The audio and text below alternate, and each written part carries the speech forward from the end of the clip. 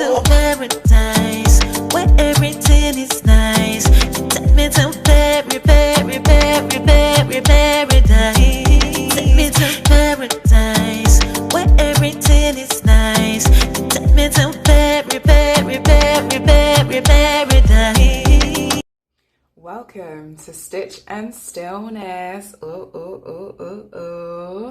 Here in Emz Universe, where we learn to crochet slowly, creatively, and one stitch at a time. If you enjoy slow learning and intentional creativity, make sure to subscribe and join the community.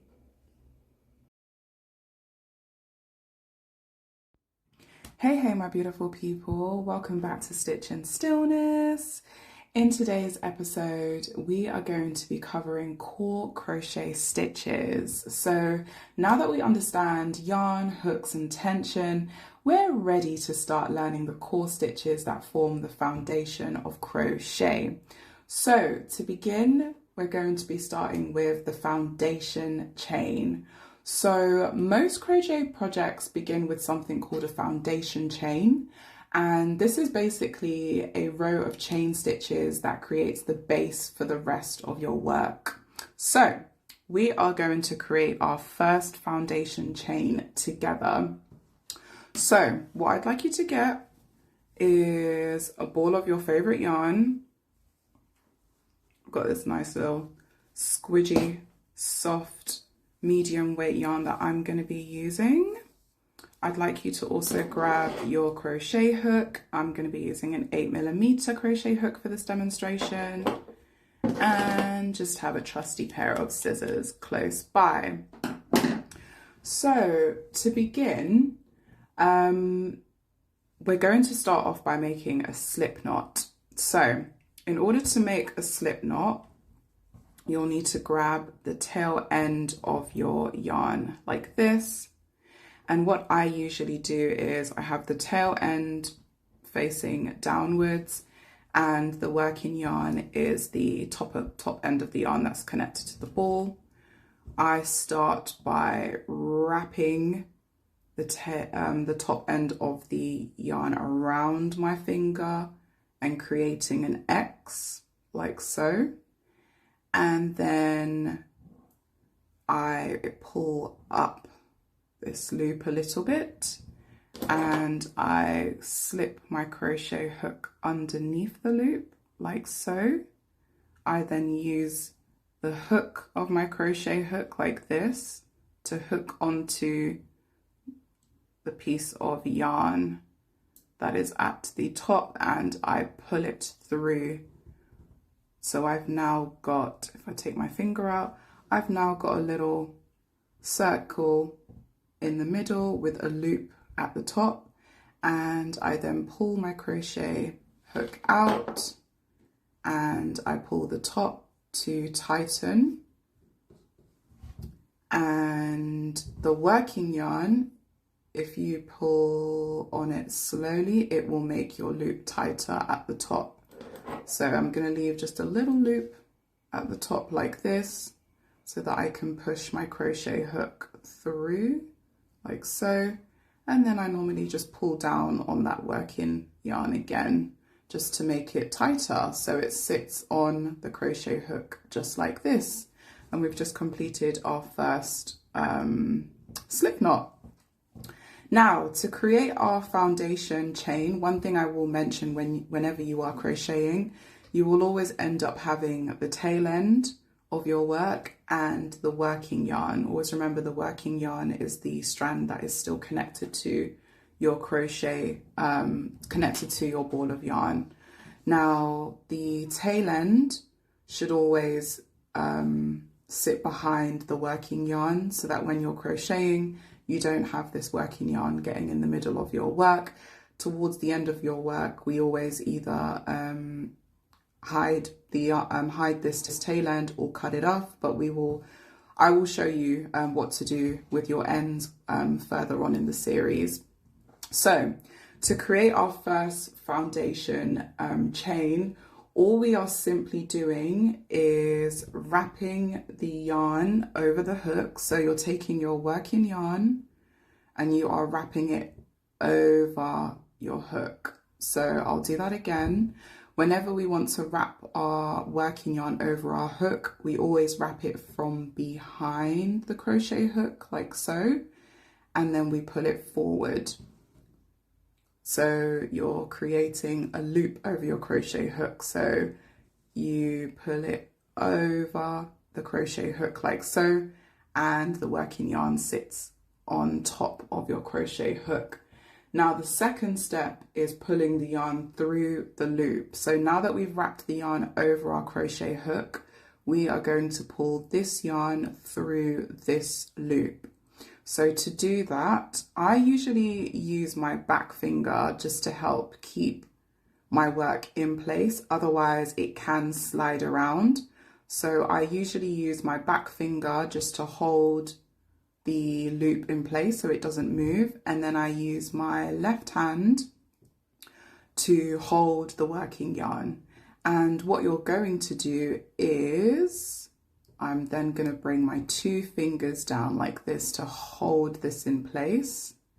So as you can see, I've now transferred the stitch from my right hand to my left hand, so I'm holding this in place so it doesn't move. And with the crochet hook, you'll notice the hook at the top. What you'll want to do is turn your hook so that the yarn hooks directly underneath your crochet hook, like this.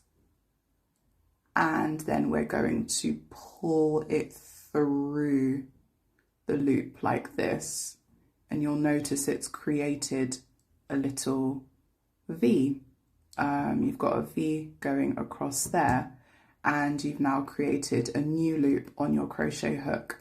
And we're going to continue doing that a few more times. So again, I've got my left hand holding this bottom stitch in place, and then I've got my 2 hands, my 2 other fingers holding my working yarn.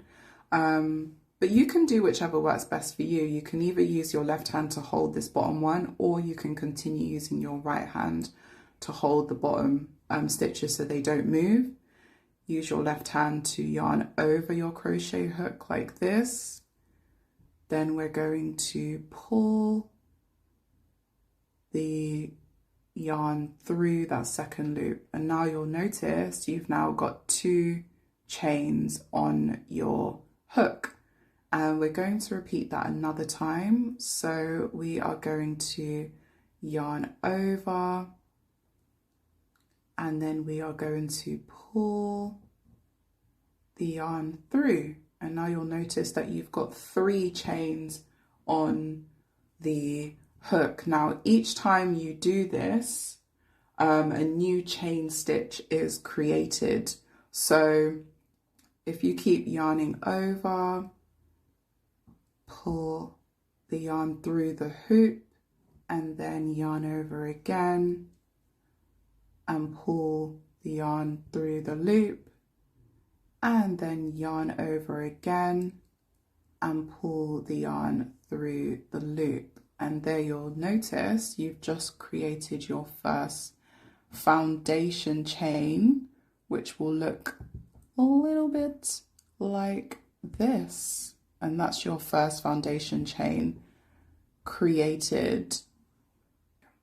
So a beginner tip that I would give when you are making your chain stitches is I would always try to keep them loose and keep them even, because if the chains are too tight, so if your tension is too tight and your chains come out a lot tighter than this, then it can make it very difficult to insert your hook in the next row. So if my chain stitch was very, very tight, it would be very difficult for me to get my crochet hook through the chain. But as you can see, because my tension is very loose, my crochet hook can easily fit into the chain stitch without any restriction or any issue. So this is what we want to aim for when we are starting out. And the reason why a foundation chain is so important is because the foundation chain creates the structure that allows us to then build rows of stitches on top of this. So if your foundation chain is too tight, or if it's too loose, it will then affect the structure of the remaining stitches and rows that you add on top of this. But again, practice makes perfect and practice makes even. Just keep practicing. Don't worry too much about finding the perfect foundation stitch at this point. It really is just about practicing and just getting yourself comfortable with pulling the yarn, working with the yarn, crocheting the yarn and creating your stitches. And that wraps up today's lesson, y'all. So thank you so much for stitching with me today. I really hope that you found this video really helpful, and I hope that you are now feeling a bit more confident with the basics of creating a foundation chain. In the next lesson, we'll begin working into the foundation chain that we've just created.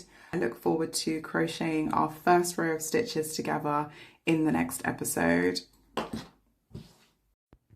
And that wraps up today's lesson. Thank you so much for stitching with me. If you enjoyed today's lesson and you want to continue learning with Stitch and Stillness, make sure to subscribe so you don't miss the next episode.